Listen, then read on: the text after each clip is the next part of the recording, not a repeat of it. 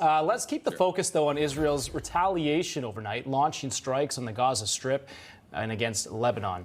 Israel's Prime Minister Benjamin Netanyahu saying that the Israeli response tonight and later on will extract a high cost from our enemies. So joining us now for more is retired Air Force Brigadier General and U.S. Deputy Military Representative to NATO, the Newsmax contributor Blaine Holt, and the Lawfare Project Senior Counsel Gerard Filitti. Gentlemen, welcome. Thank you for joining us. Let me start with you, Mr. Filitti. Viewers have heard about Israeli clashes with countries in the region and the Palestinians. What's different about this from a strategic or tactical point of view? What's different about this is it comes at a time when we've seen not only escalating violence, but we've seen division within Israel with protests against the government. And this is an opportunistic move by Hamas, Hezbollah, and their Iranian backers to see if they can foment dissent in the international community and disunity with Israel based on what's been going on domestically. So they're looking at this as an opportunity to strike Israel without having the United States or other Western powers support it. So Israel blames Hamas militants in Lebanon, but holds the Lebanese government responsible. General Holt, was this the right response from Israel, and where should the blame fall? Yeah, so good to be with you both. You've got to look at how the geopolitical sands have changed in the region, and we should not exclude China from this conversation. Chinese diplomacy, with the rapprochement of Iran and Saudi Arabia, and then Saudi Arabia and Syria, have largely isolated Israel.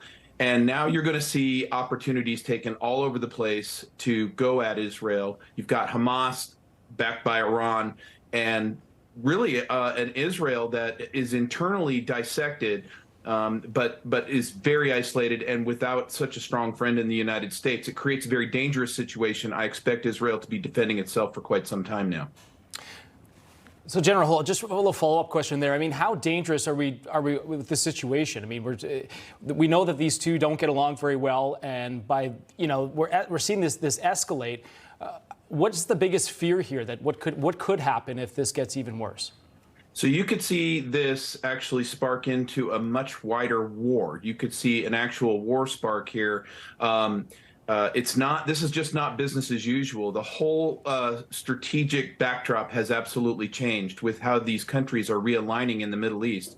And then you've got Israel that's absolutely got to defend itself. I kind of expect Israel to now come together, unify itself, government and people, and look out beyond their borders for what's coming next. But it's very dangerous for Israel right now. Mr. Filitti, no escaping this is happening, and during a week when three of the world's major religions are observing major holidays. Does that play into this at all, into either why it's happened or what happens next? It always does, and it's very sad that we always see these escalations, especially around Jewish holidays. This is an opportunity for Palestinians who have been indoctrinated by terrorist ideology in schools funded by Hamas, essentially, with money from the United Nations and the United States. They take the opportunity to attack Jews as they pray, then retreat into the relative safety of Al-Aqsa, provoking an Israeli response and escalating into a cycle of violence. We see this on every major Jewish holiday. We see this year after year. And the only way we really address this is going to the root, which is the terrorist indoctrination that's taking place, fomenting these attacks. So, General Holt, we've talked a lot about China and the espionage and the cyber attacks. I want to read you a headline here from Reuters. The U.S., South Korea, Japan, all expressing concern over malicious cyber activities from North Korea. So, General Holt, how worried should Americans be about this one?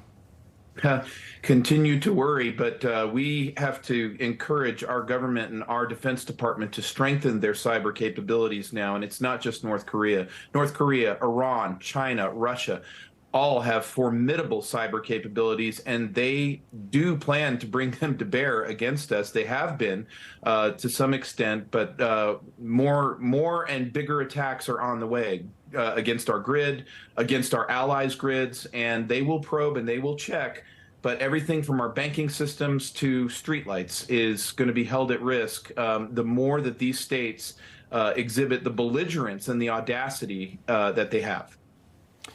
Mr. Filitti, final thoughts. What's your take on North Korea?